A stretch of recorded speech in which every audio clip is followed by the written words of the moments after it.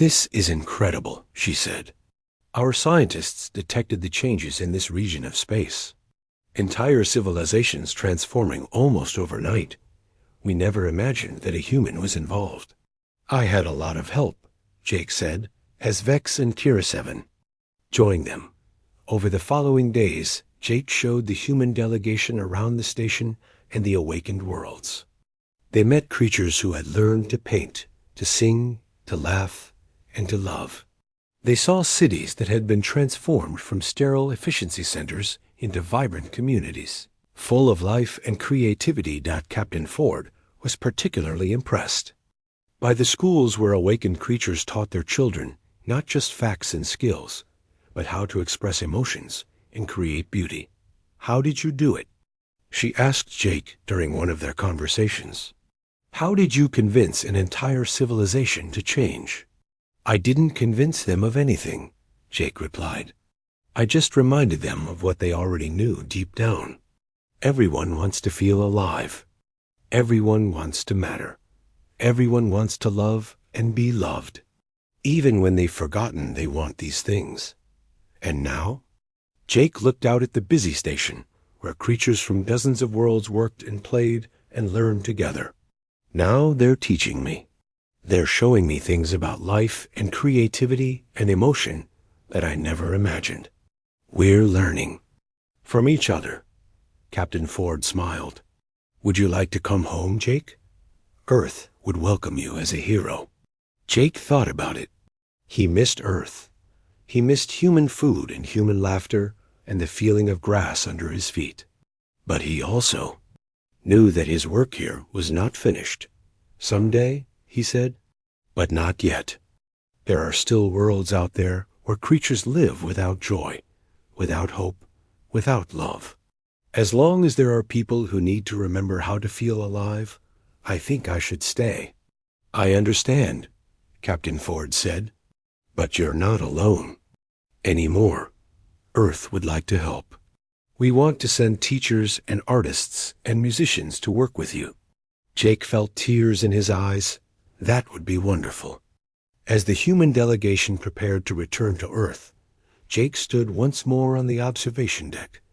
This time, he wasn't alone. Vex stood beside him, along with Kira and dozens of other friends he had made over the years. "Are you sad that you cannot go home yet?" Vex asked. Jake looked at his friends, beings who had been his captors, but were now his family. He looked at the station full of art and music and laughter. He looked at the ships arriving from distant worlds, carrying creatures who wanted to learn how to feel alive. "I am home," Jake said simply. In the years that followed, the awakening continued to spread. Human teachers arrived to work alongside creatures who were rediscovering emotion and creativity. New art forms were created that combined human and alien perspectives. Music was composed that could move beings to tears regardless of their species. Jake eventually did return to Earth, but only for visits. His true home was now among the stars, serving as a bridge between worlds and a reminder that the most important things in life, love, hope, joy, creativity, are universal. The construction worker from Denver, who had been abducted for study, had become something far greater. He had become the spark that reminded an entire galaxy what it meant to be alive. And in the temples that were built not to worship Jake, but to honor the principles he had taught, inscriptions were carved in 100 different languages. But they all said the same thing: to feel is to live. To create is to grow. To love is to become more than we were. The awakening had begun with one human showing kindness to an injured creature. It had spread through simple acts of friendship and creativity, and it would continue to spread, one heart at a time, one world at a time, until every being in the galaxy remembered what it felt like to be truly alive. Jake Mitchell had been taken from his ordinary life and thrust into an extraordinary situation. But in saving an alien civilization from extinction, he had discovered something about himself and about humanity that was more precious than any treasure. He had discovered that the greatest gift any being can give to another is the reminder that life is worth living, that tomorrow is worth hoping for, and that every heart, no matter how different, yearns for the same simple things: to matter, to belong, and to love. 5 years had passed since the awakening began. Jake stood on the observation deck of New Hope Station, watching ships arrive from across the galaxy. Each vessel carried creatures who had heard about the transformation and wanted to learn for themselves. The station was built around the original research ship, but now it looked completely different. Gone were the cold metal walls and harsh white lights. The corridors were painted in warm colors. Art hung on the walls, created by beings who had never imagined they could make something beautiful. Gardens grew in open spaces, tended by creatures who found peace in nurturing living things. Jake, a familiar voice called behind him. He turned to see Dr. Vex 9 approaching. The creature no longer wore the formal title of doctor. Now everyone simply called him Vex, as he had requested. Vex looked different too. His movements were fluid and natural. His large black eyes showed warmth and emotion. "The council meeting is ready to begin," Vex said. Jake nodded. "How many representatives today?" "Delegates from 47 worlds. Word of the awakening has spread faster than we ever imagined." They walked together through the station's main corridor. Jake smiled as he passed a group of young creatures playing a game he had taught them. Their laughter echoed through the halls. The sound would have been impossible just 5 years ago. In one of the side rooms, Kira 7 was teaching an art class to adults who were learning to draw for the first time in their lives. Her own skills had grown tremendously. She now created paintings that moved viewers to tears with their beauty and emotion. "How are the new colonies doing?" Jake asked as they walked. "Better than we hoped," Vex replied. "The first generation of awakened children are growing up healthy and creative. Birth rates are climbing on every world where the awakening has taken hold." "And the resistance?" Vex's expression grew sad. "There are still some who refuse to change. They have isolated themselves on distant worlds and forbidden any contact with awakened populations. But their numbers grow smaller each year." They reached the council chamber, which was very different from the cold meeting rooms of the old regime. This room was circular, with comfortable seating arranged so everyone could see each other. Plants grew in corners, and soft music played in the background. Zach 1, who now went by Zach, was already there along with representatives from dozens of worlds. Some were creatures Jake recognized from the original ship. Others were from distant colonies who had traveled here to learn about the awakening. "Welcome, everyone," Jake said as he took his place in the circle. He had been asked to serve as a guide and teacher, but he always insisted that decisions be made by the creatures themselves. A young creature named Hope 1 spoke first. She was part of the new generation, born after the awakening. Her name itself would have been impossible in the old world, where names were just functional identifiers. "The integration continues to succeed," Hope 1 reported. "We now have awakened populations on 112 worlds. The birth rate has increased by 300% across all awakened colonies." An older creature, one of the original skeptics, raised his hand. "But productivity has decreased by 15%. Jake smiled. This same argument came up at every meeting. "Tell me, Elder Pac 9, are your people happier?" Pac 9 paused. "Yes, much happier." "Are they healthier?" "Yes, mental and physical health have improved dramatically." "Are they creating new art, new music, new ideas?" "Yes, but then the 15% drop in productivity isn't a loss," Jake said gently. "It's an investment in the future. You're trading mechanical efficiency for human. I mean, for true life." Zach stood up. "Jake is right. I have seen the reports from the non-awakened worlds. Their productivity continues to decline, as their populations shrink. They are more efficient at producing nothing. A delegate from a distant world spoke up. We are having difficulty with the emotional aspects of the awakening. Our people are experiencing anger and sadness, along with joy and love. Some wonder if we should suppress the negative emotions and keep only the positive ones. Jake shook his head. You can't pick and choose emotions like items from a menu. They're all connected. Without sadness, joy has no meaning. Without anger, you have no motivation to fix what's wrong. Without fear, you can't appreciate courage. Kira 7 entered the chamber and whispered something to Vex. His eyes widened with excitement. What is it? Jake asked. We have received a transmission from Earth, Vex announced. Your species has developed faster-than-light communication. They are asking if we know anything about a missing human named Jake Mitchell. Jake felt his heart skip a beat. For 5 years, he had been focused on helping the creatures learn to live again. He had tried not to think too much about his old life, his old world. But hearing that Earth was looking for him brought back a flood of memories. What should we tell them? Zack asked. Jake thought carefully. Tell them that Jake Mitchell is safe and well. Tell them he has been serving as an ambassador to an alien civilization. And ask them if they would like to meet some new friends. 6 months later, Jake stood in the same observation deck, but this time he was watching a very different kind of ship arrive. It was human-built, sleek, and silver, with USS Discovery written on its side. Jake had grown and changed during his time with the creatures. He was no longer just a construction worker from Denver. He had become a teacher, a diplomat, and a bridge between worlds. But as he watched the human ship dock, he felt excited to see his own species again. The airlock opened, and 3 humans stepped out. Jake recognized the uniforms of the International Space Agency. The lead figure removed her helmet, revealing a woman with dark hair and kind eyes. Are you Jake Mitchell? She asked. I am, Jake replied.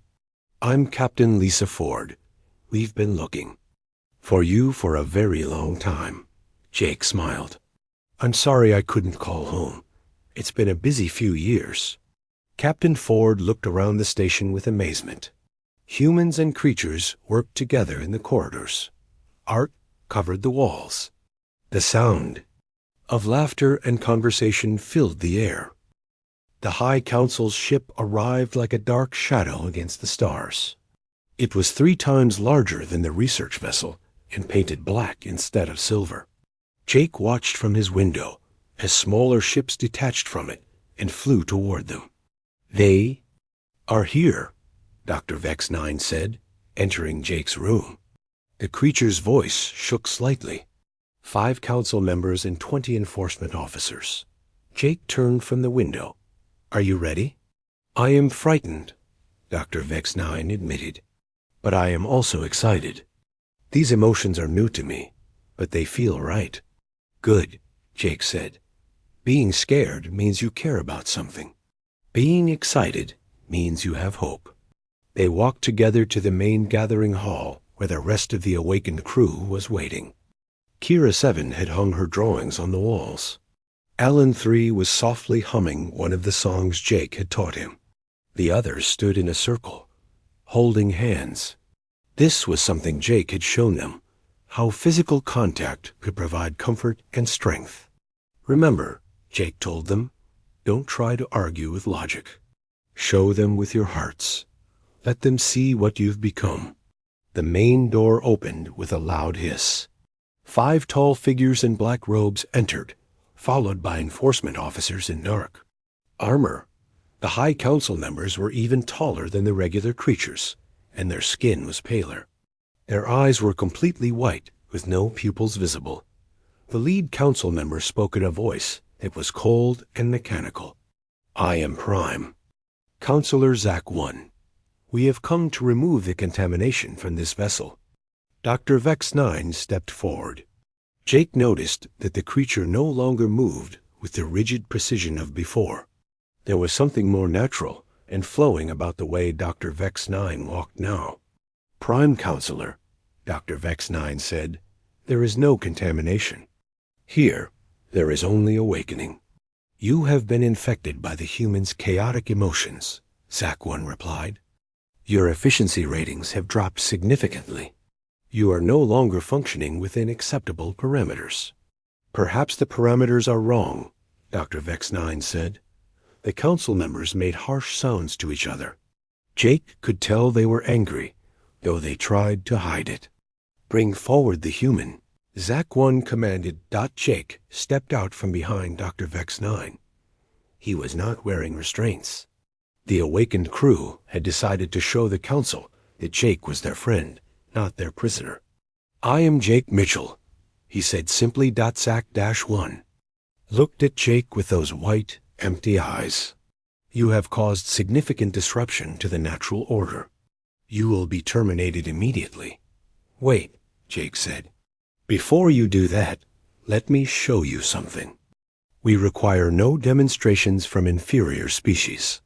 Jake ignored the insult. "You came here because your people are dying, right? Your species is going extinct? That information is not relevant to. It's the only relevant information." Jake interrupted. "You're dying because you've forgotten how to live. Let me show you what you've lost." Jake nodded to his friends. Kira 7 stepped forward and held up one of her drawings. It showed a family of creatures standing together under a bright sun. "I created this," she said, "not because I was ordered to, not because it was efficient. I created it because it made me feel something I had never felt before." "Feelings are inefficient," Zack 1 said, but Jake noticed the council members' eyes lingered on the drawing. Alan 3 began to hum. The song was simple and beautiful. It was about hope and friendship and the joy of being alive. Other crew members joined in, creating harmony. The enforcement officers shifted uncomfortably. Some of them lowered their weapons slightly. The music was affecting them in ways they did not understand. "Stop this nonsense," Zack 1 commanded, but the voice was less certain now. Dr. Vex 9 stepped forward again. "Prime Counselor, when did you last feel wonder? When did you last create something for the pure joy of creation? When did you last help someone simply because they needed help?" "Such activities serve no purpose," Zack 1 replied, but the words sounded hollow. "Don't they?" Jake asked. He walked closer to the council members. "Dr. Vex 9, tell them about our birth rate problem." Dr. Vex 9 nodded. "Since the crew began experiencing emotions and creativity, something unexpected has happened. 3 females have announced pregnancies. The first pregnancies on this ship in over 50 years. The council members made shocked sounds. This was clearly news to them. "It's not a coincidence," Jake continued. "Life creates life. Joy creates the desire for tomorrow. Love creates the willingness to bring new beings into the world. You can't have one without the other." One of the other council members, Dar 2, spoke for the first time.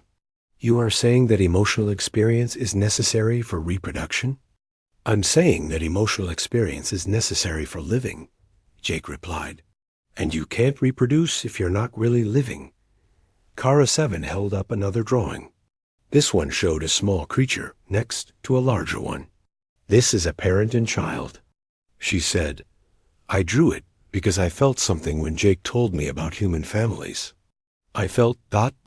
longing. I want to have a small one to teach and protect." "Longing is inefficient," Zack 1 said, but the words came out as a whisper. "Maybe," Jake said. "But it's also what keeps species alive, the longing for tomorrow. The hope that things can be better, the love that makes tomorrow worth having." An enforcement officer suddenly spoke up. "Prime Counselor, I feel something when I look at these images." Zack 1 turned to the officer with anger. "You will report for reconditioning immediately." "No," the officer said, surprising everyone, including himself. I do not want to be reconditioned. I want to feel more. Other officers began nodding. The music and art were touching something deep inside them, something that had been sleeping for centuries. Jake saw his chance. You can kill me, he told the council. You can recondition everyone on this ship. But the awakening has already started. You can't stop an idea whose time has come. Watch us, Zach 1 said, raising a weapon. Dr. Vex 9 stepped in front of Jake. If you kill him, you will have to kill me too. Kira 7 moved to stand beside Dr. Vex 9. And me. Alan 3 joined them. And me. One by one, all the awakened crew members formed a protective circle around Jake. Even some of the enforcement officers moved to join them. You will all be terminated if necessary, Zach 1 said, but the council member's hand was shaking. Jake gently pushed through his protectors and stood facing Zach 1. You don't want to kill us? You want what we have. I can see it in your eyes. We want nothing from inferior beings. Then why are your hands shaking? Jake asked softly. Why is your voice trembling? You're feeling something right now, aren't you? Zach 1 stared at Jake. I do not understand what is happening to me. You're feeling alive for the first time in centuries, Jake said. It's scary, but it's also wonderful. Jake began to sing. It was a lullaby his mother used to sing, soft and gentle and full of love. The words spoke of protection and hope, and the promise that tomorrow would come. As Jake sang, something unprecedented happened. Tears began to fall from Zach 1's wide eyes. The council member had not cried in over 300 years. What is this? Zach 1 whispered. It's sorrow for everything you've lost, Jake said gently. And it's joy for everything you can still find. The other council members were crying too now. The enforcement officers had lowered their weapons completely. The artificial barriers between the groups were dissolving as they all experienced the same overwhelming flood of long-suppressed emotions. Nartu spoke in a voice full of wonder. I remember now. I remember what it felt like to want things, to hope for things, to love things. We gave it all up, another council member said. We thought we were becoming perfect, but we were becoming empty. Zach 1 looked at Jake with eyes that were no longer white and empty. What do we do now? How do we fix what we have broken? Together, Jake said. We fix it together, all of us. Jake looked around the room at creatures who had been enemies just moments before. Now they were all part of the same awakening, all discovering what it meant to truly live. The revolution isn't about overthrowing the old system, Jake said. It's about remembering what we forgot. It's about choosing to feel, to create, to love, even when it's messy and inefficient and sometimes painful. Dr. Vex 9 stepped forward and did something that would have been impossible in the old world. The creature reached out and took Zach 1's hand. Will you help us learn? Dr. Vex 9 asked. Will you help us remember how to be alive? Zach 1 looked down at their joined hands. The simple gesture of touch and connection seemed to amaze the council member. Yes, Zach 1 said finally. Yes, I will help. Around the room, creatures who had been divided by rank and function began reaching out to each other. They shared art and music and stories. They laughed and cried and wondered at the new feelings coursing through them. Jake watched with satisfaction as the revolution spread through the room. Not a revolution of violence or destruction, but a revolution of awakening. A revolution of the heart. The hardest part was over. Now came the even bigger challenge, teaching an entire civilization how to feel again. 3 weeks had passed since Jake helped Kira 7 in the laboratory. Things on the ship had started to change in ways that no one expected. Dr. Vex 9 came to see Jake every day now, not just for tests, but to ask questions. The creature wanted to know about human emotions, about art, about why people made choices that seemed to have no logical purpose.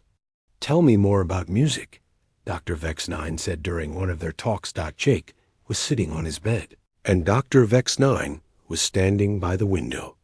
The creature had started spending more time in Jake's room, just talking. What do you want to know? Jake asked. You said it serves no functional purpose, yet humans create it constantly. Why? Jake thought about how to explain it. Music makes us feel things. Happy, sad, excited, peaceful. It connects us to memories and to other people. Show me, Doctor. Vex9 said. Jake started singing softly. It was a song his father used to sing while working in the garage. The words were about working hard and coming home to family. Jake's voice was not perfect, but it was warm and real. Dr. Vex9 stood very still while Jake sang. When the song ended, the creature was quiet for a long time. I felt something, Dr. Vex9 said finally. While you were making those sounds, something inside me responded in a way I cannot measure or explain. What did it feel like? Like remembering something I had forgotten. But I do not know what I was remembering. Jake smiled. That's what music does. It wakes up parts of you that you didn't know were sleeping. Dr. Vex9 sat down on the floor across from Jake. This was unusual. The creatures usually stood during their conversations. Jake, Dr. Vex9 said, I must tell you something about my people. We are dying. Dying? You mean sick? No, we are dying as a species. Our birth rate has fallen to almost nothing. We have eliminated emotion, creativity, and individual thought because we believed they were inefficient. But without these things, we have also lost the will to continue. Jake felt sad hearing this. How long do you have? Our scientists estimate that our species will be extinct within 2 generations. We have tried everything we can think of to solve this problem. Better technology, improved genetics, more efficient systems. Nothing works. Maybe that's because you're trying to solve the wrong problem. Jake said. Dr. Vex9 looked at him with those large black eyes. What do you mean? You're trying to fix the symptoms, not the disease.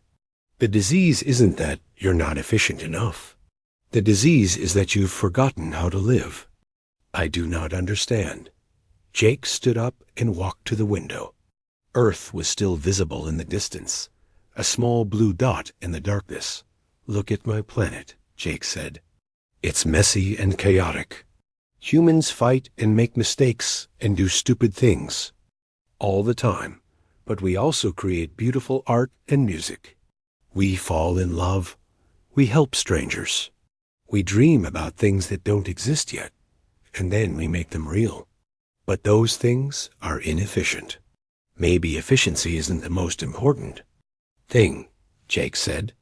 Maybe the most important thing is to feel alive. Dr. Vex9 was quiet for a long time. Then the creature asked, how do we learn to feel alive again? I don't know, Jake said honestly, but I can try to help you remember.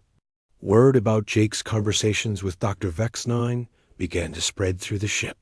Other researchers started asking to observe the human. Soon, Jake was giving talks to groups of creatures who listened with growing fascination. Jake told them stories about human history, about artists and musicians, and inventors who changed the world. He taught them games and jokes. He showed them how to laugh, even though their laughter sounded strange and mechanical at first. Slowly, things began to change. Kyra 7 was the first to show real transformation. She had been watching Jake ever since he helped her in the laboratory. She started asking questions about human art. Jake drew pictures for her with basic materials the creatures provided. They were simple drawings of trees and houses and people. But Kira 7 stared at them for hours. One day, Kira 7 brought Jake a picture she had made. It was crude and childlike, but it showed 2 figures standing together. One was tall and blue, the other shorter and pink. It is you and me, she said shyly, when you helped me. Jake looked at the picture and felt his throat get tight. Kira 7. This is beautiful. Beautiful? It shows something real and important. It shows kindness and friendship. Kira 7 looked at her picture with new eyes. I have never made anything beautiful before. I think you're going to make many beautiful things, Jake said. Other creatures began experimenting too. A technician named Alan 3 started humming while he worked. A scientist called Data 5 began writing down his thoughts in ways that went beyond simple reports. They were discovering creativity for the first time in their lives. But not everyone was happy about these changes. Dr. Vex 9 came to Jake's room one morning looking worried. The creature had been changing too. It moved differently now, more loosely. Its voice had started to show emotion. The High Council has heard about what is happening on this ship, Dr. Vex 9 said. Is that bad? They are not pleased. They believe your influence is contaminating our species with inefficient behaviors. Jake felt anger rising in his chest. Contaminating? You mean helping them remember how to be alive? The Council has ordered your immediate termination. They will arrive tomorrow. Jake's blood went cold. They're going to kill me? Yes, and they will also recondition all crew members who have been exposed to your influence. They will erase the changes you have helped create. Jake thought about Kira 7 and her drawings. He thought about Alan 3 humming while he worked. He thought about Dr. Vex 9 learning to feel emotions for the first time. All of that would be destroyed. We won't let that happen, Jake said. We? You don't want to go back to the way things were, do you? Dr. Vex 9 was quiet for a moment. Then the creature said something that would have been impossible just weeks ago. No. I do not want to go back. I want to feel more. I want to understand what it means to be truly alive. That evening, Dr. Vex 9 called a secret meeting of all the crew members who had been changed by their contact with Jake. There were 12 of them, including Kira 7 and Alan 3. The High Council wants to destroy what we have learned. Dr. Vex 9 told them, they want to kill Jake and erase our memories. But why? Kira 7 asked. We are happier now. We are more than we were before. Because they are afraid, Jake said. Change is scary, even when it's good change. Alan 3 spoke up. What can we do? The High Council has all the power. Jake looked around at the group of creatures who had become his friends. They were scared, but they were also determined. For the first time in their lives, they had something worth fighting for. We don't fight them with power, Jake said. We fight them with truth. We show them what they've lost and help them remember what it feels like to be alive. How? Dr. Vex 9 asked. Jake smiled. We're going to give them something they've never experienced before. We're going to show them art and music and emotion. We're going to overwhelm them with beauty and feeling. Will it work? Kira 7 asked. I don't know, Jake said honestly. But it's worth trying. Sometimes the impossible thing is the only thing worth doing. Dr. Vex 9 looked at Jake with something that might have been admiration. You are willing to risk your life for us, even though we took you from your home. You're not the same people who took me, Jake said. You're my friends now. And friends protect each other. The word friends seemed to mean something powerful to the creatures. They looked at each other, and then at Jake with new understanding. Yes, Dr. Vex 9 said, we are friends, and we will protect our friend. They spent the night preparing for the arrival of the High Council. Jake taught them songs and helped them create art. He showed them how to express emotions they were just learning to feel. As the first light of the ship's artificial dawn appeared, they were ready. They would face the High Council, not with weapons or technology, but with the most powerful force Jake knew. They would face them with the full power of awakened hearts. The next morning, Jake heard a soft sound from the wall.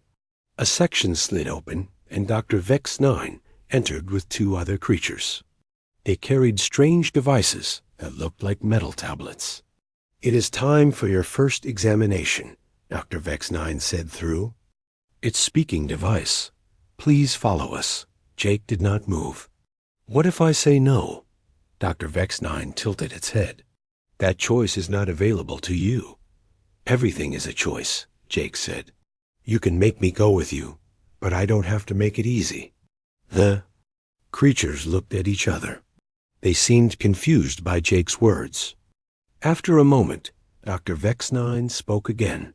"Your cooperation would make the process more efficient." Jake crossed his arms. "Maybe I don't want to be efficient." This seemed to puzzle Dr. Vex-9 even more. Finally, the creature said, "Very well. We will proceed as planned." They led Jake through long hallways filled with soft blue light. Other creatures moved through the halls, all wearing the same silver clothing.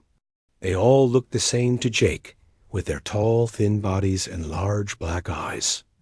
None of them looked at Jake as he passed. The testing room was large and white. Strange machines lined the walls. In the center was a chair that looked like it belonged in a dentist's office. Wires and tubes hung from the ceiling above it.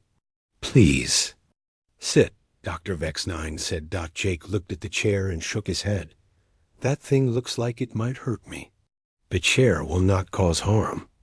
We only wish to measure your physical responses." "How do I know you're telling the truth?" Dr. Vex-9 paused. "Truth is factual accuracy. We have no reason to provide false information." "People lie all the time," Jake said. "Sometimes to get what they want, sometimes to make others feel better, sometimes just because they can." The other creatures made soft sounds to each other. Jake could not understand their language, but they seemed excited about something. "Your species engages in deliberate falsehood?" Dr. Vex-9 asked. "Sure. Don't yours?" "No. We eliminated such inefficient behaviors long ago." Jake sat down in the chair, but kept his muscles tense. "Sounds boring." The creatures attached small devices to Jake's arms and head. They felt cold against his skin.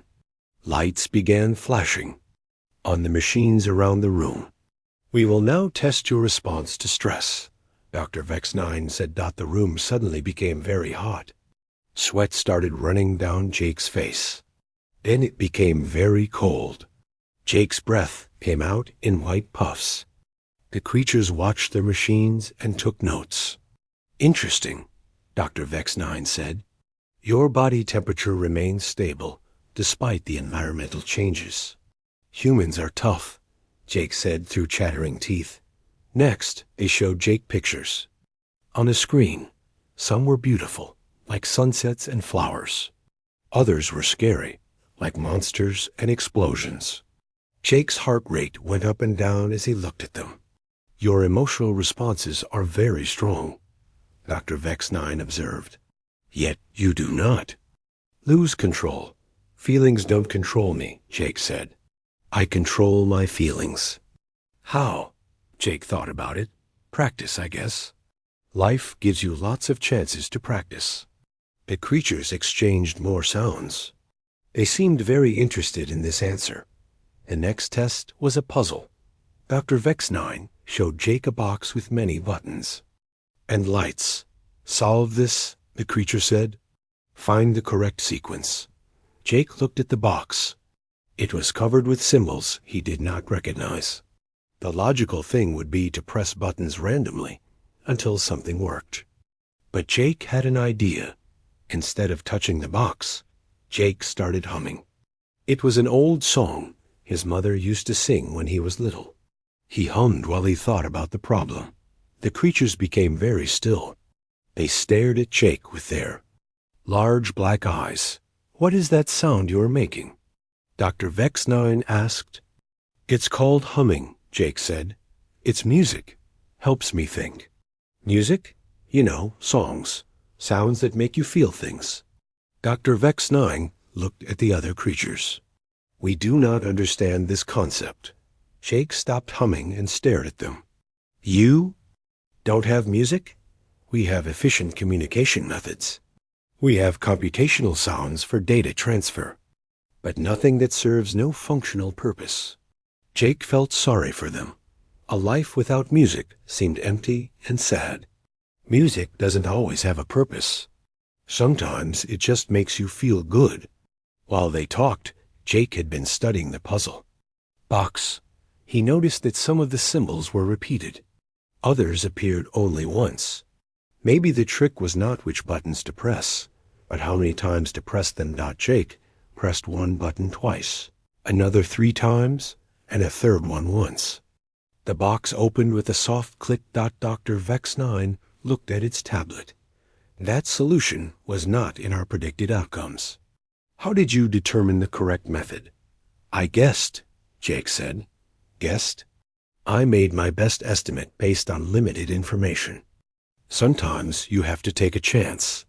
But guessing is inefficient. It has a high probability of failure. Jake shrugged.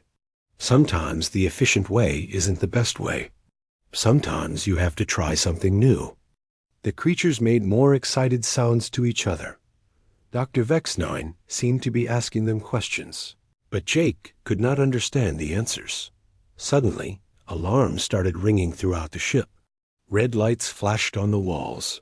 Dr. Vex9 spoke quickly into its communication device. There has been an accident in Laboratory 7, Dr. Vex9 said to the others.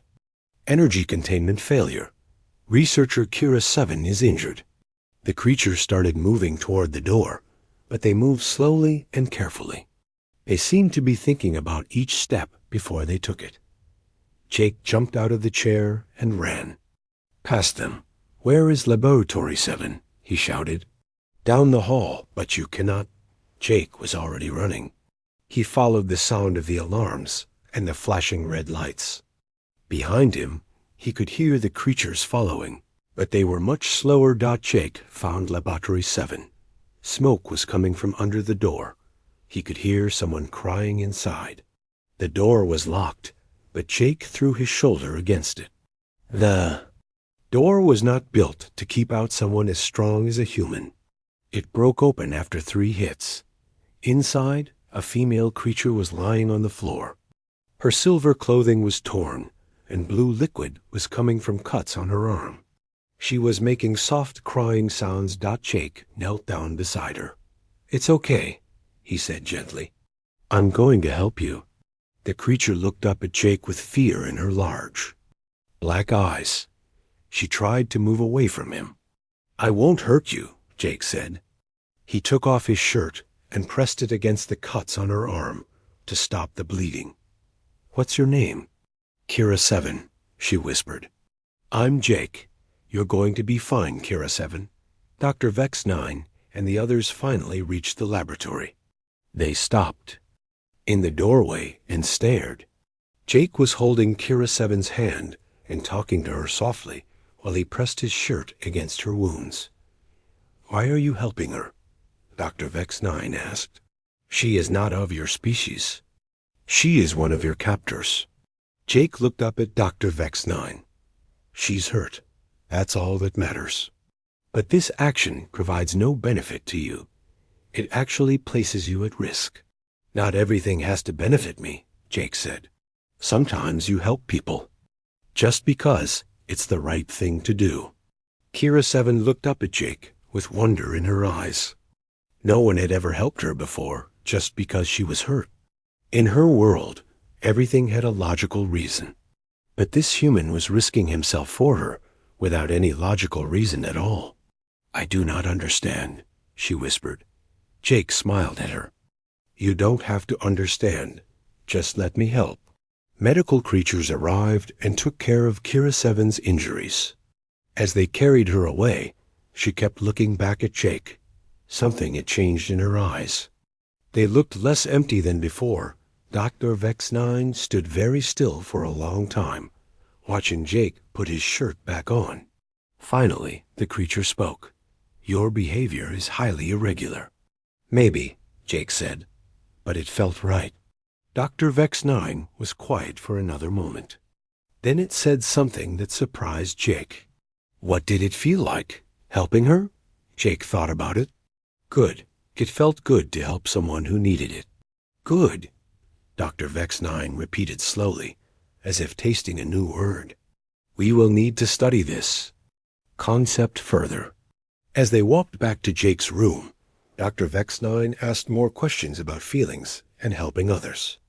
Jake answered as best he could, but he could see that the creature was having trouble understanding concepts that seemed simple to him.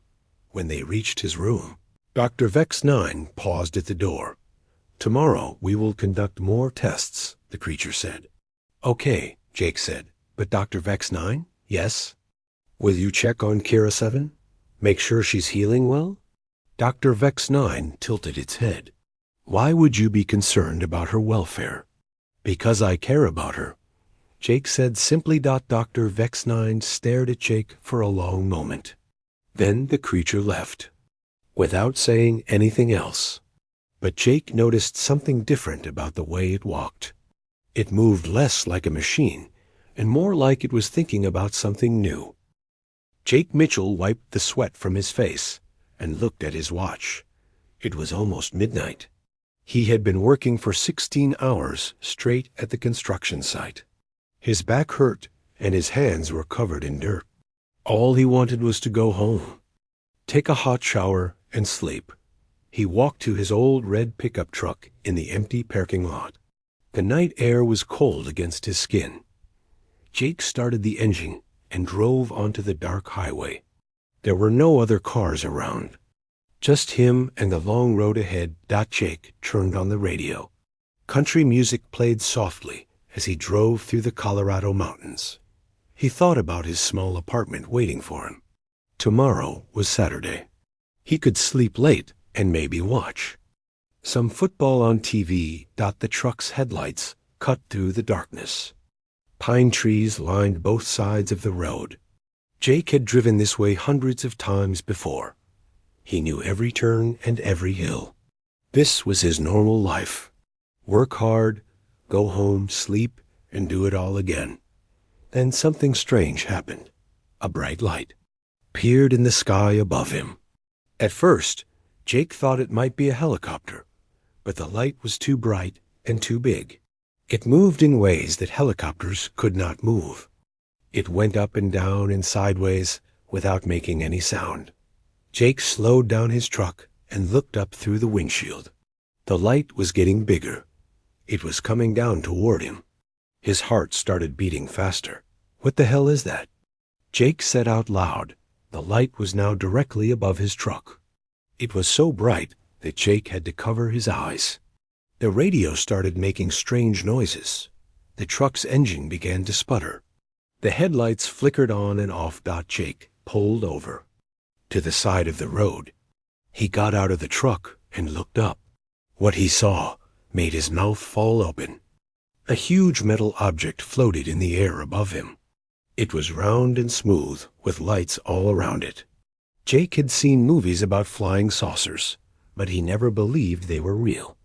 The object was as big as a football field. It made no sound at all. Jake stood there, unable to move. His brain could not understand what he was seeing. This could not be real. Things like this did not happen to people like him. A beam of white light shot down from the object. It surrounded Jake like a spotlight. He tried to run, but his legs would not move. The light held him in place. He felt his feet leave the ground. He was floating up into the air. Help! Jake shouted, but there was no one around to hear him. Somebody help me. He rose higher and higher toward the metal object. A hole opened in the bottom of it. Jake floated up through the hole and into a room filled with bright white light. The hole closed beneath him. Jake's feet touched the floor.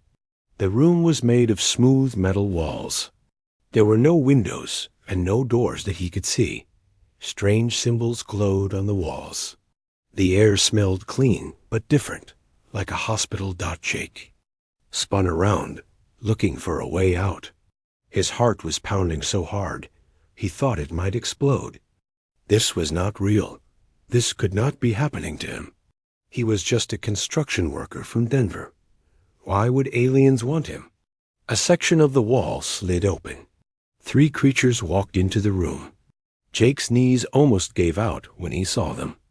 They were tall and thin, much taller than any human. Their skin was pale blue and seemed to glow softly.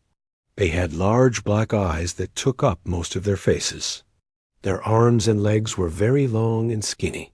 The creatures wore tight silver, clothing that covered their entire bodies except for their heads and hands. They moved slowly and smoothly, like they were floating instead of walking. They did not make any sounds with their feet. One of the creatures stepped forward. It was taller than the others. When it spoke, the words came from a small device on its chest. The voice sounded flat and emotionless, like a computer. Human specimen, you are now aboard research vessel Zeta-7. I am Dr. Vex-9, primary researcher for this study. You have been selected for biological and psychological examination. Jake backed against the wall. His hands were shaking. What do you want with me? I haven't done anything wrong. Your species interests us, the creature said. Humans display behaviors that we do not understand. You are emotional and unpredictable, yet you achieve remarkable things. We wish to study how this is possible. Let me go. Jake shouted. I want to go home. Dr. Vex-9 tilted its large head to one side. That is not possible. You are too valuable for our research. We will treat you well, but you cannot return to your world. Jake felt anger rising in his chest. These things had taken him from his life without asking. They talked about him like he was an animal in a zoo. He was not going to just stand there and let them do whatever they wanted to him. I said, let me go. Jake ran toward the creatures. Dr. Vex-9 raised a long, thin hand. A blue light shot from a device on its wrist. Jake expected to be knocked down or hurt, but instead he felt very sleepy. His legs became heavy, and his eyes started to close. Sleep now, human, Dr. Vex-9 said. Tomorrow we begin our studies. Jake fought against the sleepy feeling, but it was too strong. He fell to the floor and everything went dark. The last thing he heard was the creatures talking to each other in a language he did not understand. When Jake woke up, he was lying on a soft bed in a different room. This room was smaller and had a window that showed the stars outside. He was no longer wearing his work clothes. Instead, he had on a simple gray outfit that felt strange against his skin. Jake sat up and looked around. The room had a bed, a small table, and what looked like a bathroom. Everything was made of the same smooth metal as the other room. There were no sharp corners anywhere. A voice came from the walls around him. It was Dr. Vex-9 again. You are awake.